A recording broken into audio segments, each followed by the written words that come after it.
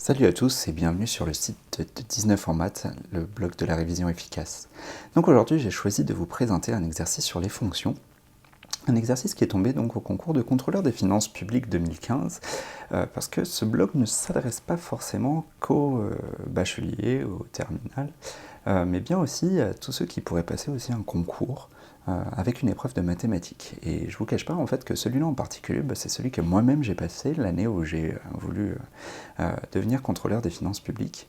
Et c'est un exercice donc du coup sur lequel j'ai planché pendant l'examen. Alors dans cet exercice, nous sommes dans un exercice avec des fonctions, dans lequel on a une fonction f qu'on va essayer d'étudier, mais pour ça, on va avoir besoin tout d'abord de passer par une fonction g. On va voir ensuite plus tard dans l'exercice quel est le lien entre f et g, qui va nous permettre donc du coup d'étudier la fonction f plus au complet. Donc la fonction g, elle est toute simple, la fonction f, elle est un petit peu difficile, mais grâce à la fonction g, on va pouvoir quand même l'étudier. Alors, allons-y simplement. Donc, premièrement ici, on vous dit que g, dans la première partie, c'est x carré moins 2 ln de x. Alors premièrement, vous avez une fonction immédiatement sur une calculatrice. Vous tracez la fonction pour savoir quelle tête elle a. Et donc là, on sait qu'on a quelque chose qui est décroissant puis croissant dans un certain nombre ici, qui va être une valeur assez simple à voir, vous allez voir. Mais en tout cas, ça nous permet d'avoir une première idée sur ce que fait cette fonction et quelle tête elle a. En plus, on remarque, si vous regardez bien par rapport aux axes, qu'elle est entièrement positive. Donc ça tombe bien, puisque c'est les premières questions qu'on va vous poser. La première, c'est d'étudier le sens de variation de g. Donc on voit qu'elle était d'abord décroissante, puis ensuite croissante, donc c'est ce qu'on va essayer maintenant de démontrer sur l'exercice. Alors, premièrement, pour étudier le sens de variation d'une fonction, il n'y a pas 36 façons, la dérivée s'impose. Donc ici, on va tout d'abord dériver la première partie, x carré qui est là, donc c'est vrai, un petit truc aussi à rappeler avant, c'est qu'on aime bien rappeler pourquoi on a le droit de dériver. Donc ici, comme c'est une somme de fonctions dérivables sur 0 plus l'infini, à ce moment-là, on peut dériver. Donc maintenant, je peux le faire. C'est parti, donc premièrement, on dérive. X carré, ça va nous donner 2x, et ensuite, le ln de x se dérive en 1 sur x, et ensuite, comme on a 2 ln de x, ça fait 2 sur x. À ce moment-là, une fois qu'on a ça, vous avez une fraction avec quelque chose qui n'est pas en fraction, immédiatement, vous passez tout en fraction. Il ne faut vraiment pas tergiverser avec ça, c'est à tous les coups le cas. Donc, une fois que vous avez ça, lorsqu'on passe sur la même fraction, il n'y a pas de gros soucis qui s'imposent, mais là, moi, ce que j'aime bien faire, c'est que quand je vois des deux qui sont de chaque côté du terme de la soustraction, eh bien, je vais mettre en facteur par 2, ce qui va me donner x carré moins 1. Et là, x carré moins 1, un truc que personne n'adore en général, mais moi, personnellement, j'aime beaucoup, c'est la factorisation. Et ici, notamment, on a une identité remarquable. Identité remarquable de la forme a carré moins b carré, puisque 1 au carré c'est 1, il n'y a pas de souci là-dessus. Et donc on va pouvoir écrire que ce numérateur ici, c'est tout simplement x plus 1 fois x moins 1. Pourquoi j'ai pas gardé cette écriture ici? Tout simplement parce qu'on va essayer de chercher le signe, vu qu'on est dans une dérivée. Et le signe avec une soustraction à l'intérieur, on n'aime pas ça du tout, parce que ça va être très compliqué à gérer. Alors que lorsqu'on n'a que des multiplications, donc là vous voyez on a une grosse parenthèse multipliée par une autre grosse parenthèse divisée par quelque chose fois 2, eh bien le signe va être très simple, puisque le signe du truc à l'intérieur de la parenthèse est très simple à calculer, le signe de ce truc-là à l'intérieur de la parenthèse aussi, pas de souci là-dessus. Donc, une fois qu'on a cette écriture, ça va être super sympa pour pouvoir étudier le signe, donc on va pouvoir le faire en détaillant dans un tableau les différents signes en fonction des valeurs de x. Alors dans la première ligne, on va mettre les valeurs de x qui nous sont données dans l'exercice, entre 0 et plus l'infini, et ensuite chaque ligne du tableau fait intervenir les différentes fonctions qui sont dans ma fonction dérivée g'. Ensuite, on va pouvoir étudier donc x lorsque x est compris entre 0 et 1, entre 0 et plus l'infini, ça va être positif partout. Petit rappel d'ailleurs, si je mets une double barre ici, c'est tout simplement parce que 0 est une valeur interdite à cause de lui. La division par 0 n'est pas possible. Ensuite, x plus 1, c'est d'autant plus positif encore lorsque x est compris entre 0 et plus l'infini. Le seul petit, entre guillemets, problème, mais c'est vraiment pas grand chose, c'est le x moins 1 qui est là. Il faut se rappeler que x moins 1 a une valeur pour laquelle ça s'annule, donc je vais la préciser dans le tableau. Pour la valeur de x égale 1, ma fonction vaut 0 ici. Et ensuite, x moins 1, il faut se rappeler que c'est une fonction croissante, donc elle va forcément de moins vers plus, et donc on va pouvoir mettre les signes ici, moins et plus. Une fois que j'ai mon tableau complet, eh bien, je vais pouvoir déduire ma dernière ligne sur le signe de G'. Autrement dit ici, lorsqu'on va additionner plus moins plus, si je compte le nombre de barres, là il y a 2 barres, là il y a 1 barre, là il y a 2 barres, ce qui fait 5 barres en tout. 5 est un nombre impair, donc mon résultat aura un nombre impair de barres, ce qui va me donner un résultat négatif. De ce côté-là, on a plus, 2 barres, 2 barres, 2 barres, ça fait 6 barres, et donc 6 barres, c'est un résultat avec un nombre pair de barres, et donc mon résultat a un nombre pair de barres, ce qui donne un résultat positif. Donc on a que la dérivée est négative sur 0,1, puis positive sur 1 plus l'infini. Ça va donc nous donner une fonction g qui est décroissante tout d'abord sur 0,1, et ensuite croissante sur 1 plus l'infini. Et ça tombe bien parce que c'était ce qu'on avait vu juste avant sur le dessin. Une fois qu'on sait ça, qu'elle est d'abord décroissante puis ensuite croissante, on va nous demander d'étudier le signe de g sur 0 plus l'infini. Alors décroissante puis croissante, ça veut dire que ma fonction admet un minimum. Et donc on sait que ce minimum est pour x égale 1, ça c'est cool, et on va voir combien vaut ce minimum. Donc c'est ce qu'on va faire dans cette question. Premièrement, on rappelle qu'il y a un minimum pour x égale 1, ensuite on calcule g de 1, ce qui nous donne par un calcul très simple la valeur de 1. G de 1 égale 1. Or, 1 c'est positif, et comme c'était un minimum, ça veut dire que toutes les autres valeurs de la fonction sont encore plus grandes que 1. Donc, on voit bien que G est strictement positif sur 0 plus l'infini. La première partie de cet exercice, c'est franchement pas grand-chose, si ce n'est qu'il faut juste bien maîtriser la notion de dérivation. Dans la partie 2, cette fois-ci, on vous demande d'étudier la fonction f, dans laquelle elle va nous prendre beaucoup plus de questions parce qu'elle est plus complexe. Alors, la première question qui vient sur f, c'est qu'on vous donne la fonction dans l'exercice, donc comme tout à l'heure, immédiatement, vous tracez la fonction, comme ça on sait de quelle tête elle a. Elle a l'air d'être croissante, elle a l'air d'être négative d'abord, puis à partir d'un certain moment elle devient positive. Enfin bon, voilà, ça donne quand même quelques indications. Première question ici, déterminer la limite en 0. Alors si je reprends le dessin juste avant, ici la limite en 0, on nous voit que ça a l'air d'aller plutôt en bas, donc on suppose que ça va aller vers moins l'infini. Mais maintenant on va le démontrer. Donc premièrement, on va rappeler que la fonction s'écrit comme ça, et on va étudier la limite en 0 de cette première partie. Donc c'est ce qu'on fait, et franchement, x divisé par 2, lorsque x ça va vers 0, lorsqu'on divise par 2 un truc qui va vers 0, ça reste 0, pas de souci. Et ensuite, le plus difficile, c'est la deuxième partie. Il faut se rappeler que ln de x, lorsque x va vers 0, ça tend vers moins l'infini. Et lorsque je divise moins l'infini par un truc qui tend vers 0 plus, attention, pour dire que c'est un 0 mais qui est positif, eh bien le tout, ce n'est pas du tout une forme indéterminée, c'est moins l'infini sur 0 plus, et ça donne bien moins l'infini aussi. On a donc un premier terme qui tend vers 0 plus, l'autre terme qui tend vers moins l'infini, pas de souci, ça s'additionne bien, et ça donne que la limite de f de x, c'est moins l'infini. Ensuite, on vous demande d'interpréter graphiquement le résultat. Qu'est-ce que ça veut dire? Ça veut dire qu'est-ce qui se passe graphiquement lorsque la fonction tend vers moins l'infini, lorsque x tend vers 0.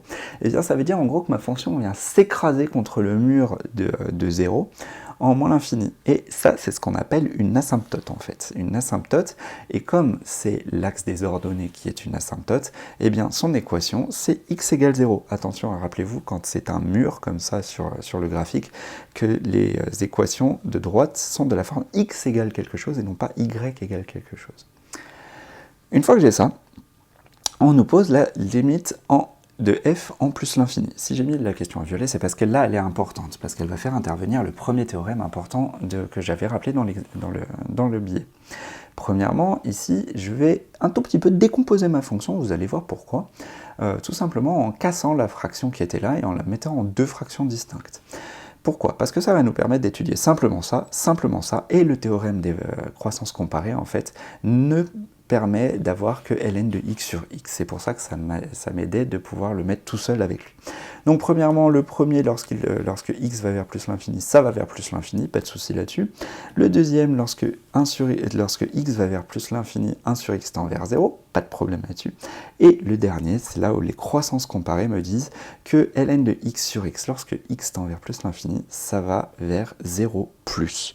Et ça, c'est vraiment le théorème des croissances comparées qui le dit. Qu'est-ce que ça veut dire? En fait, tout simplement, ça veut dire que ln de x va moins vite que x vers l'infini. Donc, vu que ln va pas assez vite, eh bien la division l'emporte, et c'est donc le 0 qui va devenir le résultat.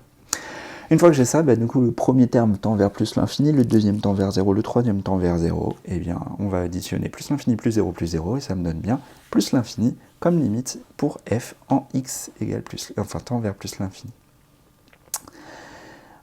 Une fois qu'on a ça, on vous demande de déterminer la position de C par rapport à une droite delta particulière qui est l'équation y égale x sur 2. Donc, encore une fois, là vous avez déterminé position relative, c'est-à-dire quand est-ce que c'est au-dessus, quand est-ce que c'est au-dessous, visuel immédiatement. On trace la droite y égale x sur 2 en rouge. En vert, j'ai tracé ma fonction f et on voit donc du coup qu'au début, f elle est en dessous, ensuite elle est au-dessus, à un nombre ici qu'il va falloir déterminer, et c'est exactement ce qu'on vous demande de déterminer ce point-là. Pour savoir quand est-ce que les fonctions sont au-dessus ou en dessous, eh bien on va tout simplement faire une soustraction entre les équations f d'abord, et ensuite l'équation de la droite. Donc on fait la soustraction. Lorsque le résultat de la soustraction est positif, ça veut dire que le f sera plus grand, le résultat de l'équation, donc que la courbe sera au-dessus. Et si le résultat de cette soustraction est négative, à ce moment-là, c'est donc lui qui sera le plus grand, le x sur 2, donc ça voudra dire que la droite est au-dessus de ma courbe. Et donc on va faire le calcul. Premièrement, il faut voir que lorsqu'on fait la différence, il ne nous reste plus qu'en fait le 1 plus ln de x sur x, et le but du jeu, c'est d'étudier le signe de ce truc-là. Le problème, non pas le problème, ce qui nous arrange, c'est que x, vu le domaine de définition, on est entre 0 et plus l'infini, rappelez-vous, eh bien ça c'est toujours positif, donc ça revient juste à étudier le signe de ce truc-là en haut, 1 plus ln de x. Donc, premièrement, avant d'étudier le signe, on va étudier au moment où ça vaut 0. Donc c'est ce qui se passe ici. Pardon, j'ai été un tout petit peu vite. Premièrement, on dit qu'on cherche le signe de 1 plus ln de x et on trace la fonction rapidement et on voit en fait qu'il y a un endroit où ça va passer par 0, après c'est positif et avant c'était négatif. Donc je reviens sur ce que je disais. On va chercher le moment où 1 plus ln de x c'est égal à 0 et après une petite équivalence, on obtient que x est égal à exponentielle de moins 1. Donc c'est en exponentielle de moins 1, qui est ici, que la fonction va changer de sens. Et ensuite, il faut rappeler, ln de x, c'est une fonction croissante, 1 plus ln de x, c'est une fonction d'autant plus croissante. Donc, à ce moment-là, comme elle est croissante et qu'elle passe par 0 en un certain point particulier, elle est d'abord négative sur 0 exponentielle de moins 1, puis elle est positive sur exponentielle de moins 1 plus l'infini. Si on revient au problème de départ, ça voulait dire que la courbe C, elle est située en dessous de delta sur x appartenant à 0 exponentielle de moins 1, puis qu'elle sera au-dessus, cette fois-ci, de la courbe delta, lorsque x est compris entre exponentielle de moins 1 et plus l'infini. Une fois qu'on a fait ça, l'exercice nous demande de déterminer le point A, là où la courbe C et delta, les courbes C et delta se croisent, et à ce moment-là, on sait que le point de A a pour équation exponentielle de moins 1, f de exponentielle de moins 1, et quand on calcule tout ça, ça nous donne exponentielle de moins 1 et en ordonnée exponentielle de moins 1 sur 2. Je suis d'accord, ici on aurait aussi pu prendre tout simplement l'équation de delta, mais bon, c'est pas dramatique. J'ai voulu me compliquer la vie, on aurait pu être plus simple. Une fois qu'on a ça, on vous demande cette fois-ci de dresser le tableau de variation de f. Donc, pour rappel, f, c'est cette fonction-là, et même chose, on va devoir dériver. Donc, dériver la toute première, c'est pas très dur. Par contre, dériver la suite qui est ici, c'est donc une dérivation d'une fonction de type u sur v. Et là, il faut se rappeler des formules particulières qui régissent tout ça. Donc, premièrement, on rappelle que les fonctions sont dérivables, qu'elle est composée de fonctions dérivables, donc elle est elle-même dérivable. Vraiment, rappelez-vous-en ça en terminale, ça, on ne vous le pardonne pas.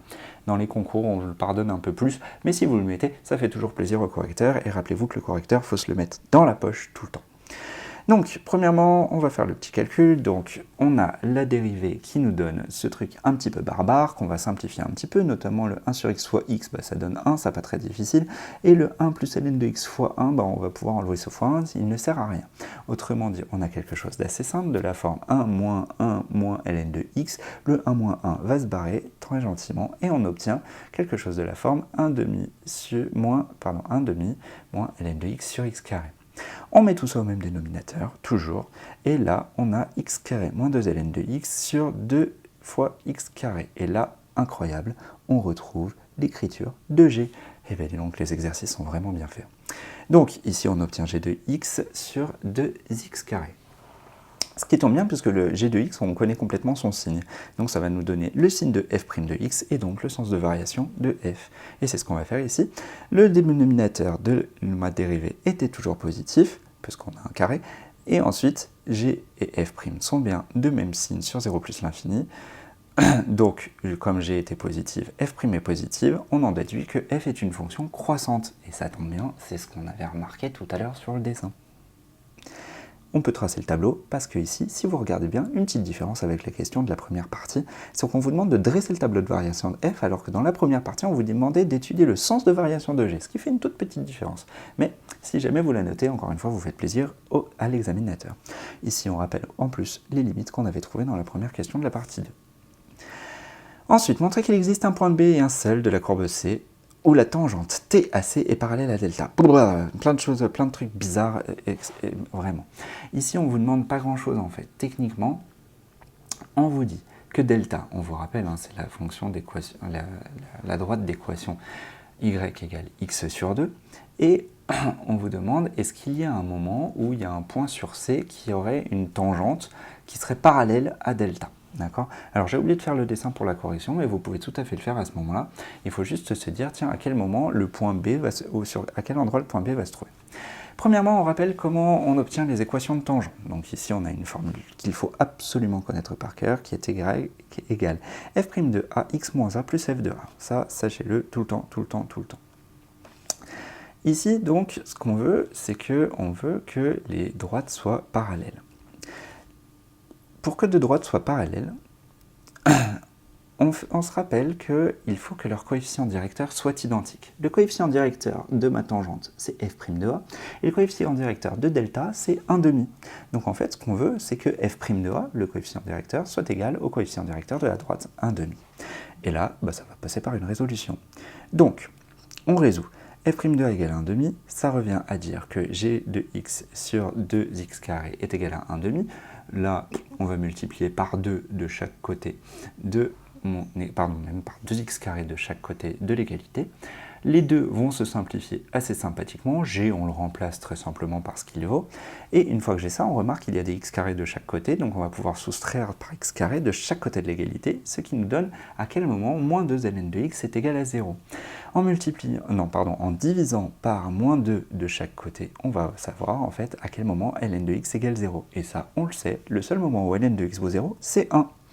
Autrement dit, il y a un seul point pour lequel la tangente va être parallèle à delta, et bien c'est le point qui a pour coordonnée 1, f de 1, autrement dit, B, c'est le point de coordonnée 1, 3,5.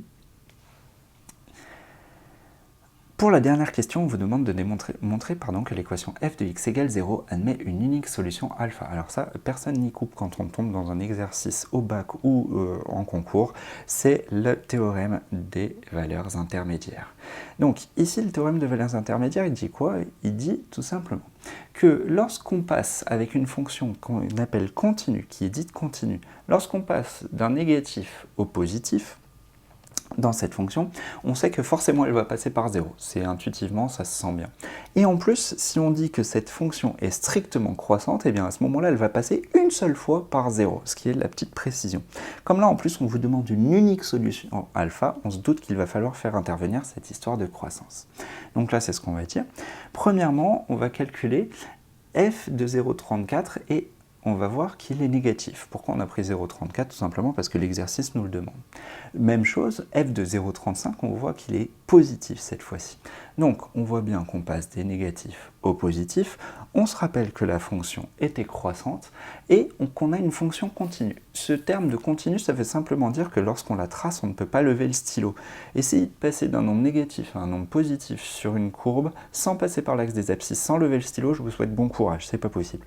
Donc là, c'est ce qu'on rappelle. Premièrement, elle est continue sur cet intervalle, parce qu'elle est composée de fonctions continues sur l'intervalle. Deuxièmement, elle est strictement croissante sur cet intervalle. Troisièmement, ils sont de signe contraire, on passe de moins à plus. À ce moment-là, le théorème des valeurs intermédiaires nous dit simplement qu'il existe une solution à l'équation f de x égale 0. Autrement dit, que la courbe va passer par l'axe des abscisses. On ne sait pas combien ce elle va, mais on s'en fiche. On sait qu'il est entre 0,34 et 0,35, ça c'est sûr, mais On n'a pas besoin d'en savoir plus ici. On sait qu'il existe par contre, et ça c'est important. Donc c'est ce qu'on termine. Ah, une petite faute de frappe sur mon logiciel, mais c'est pas grave. Donc on a une valeur unique de alpha qui est entre 0 et plus l'infini, telle que alpha, f de alpha égale 0. Voilà, j'espère que cet exercice, encore une fois, vous aura plu. J'espère que ma correction aura été claire. En tout cas, si vous avez des questions, n'hésitez pas à les poser, encore une fois, en commentaire. Et aussi, si vous avez des exercices dont vous souhaiteriez avoir la correction, n'hésitez pas à passer par le formulaire de contact pour me les donner. En attendant, je vous souhaite bon courage pour vos révisions et je vous dis à la prochaine vidéo.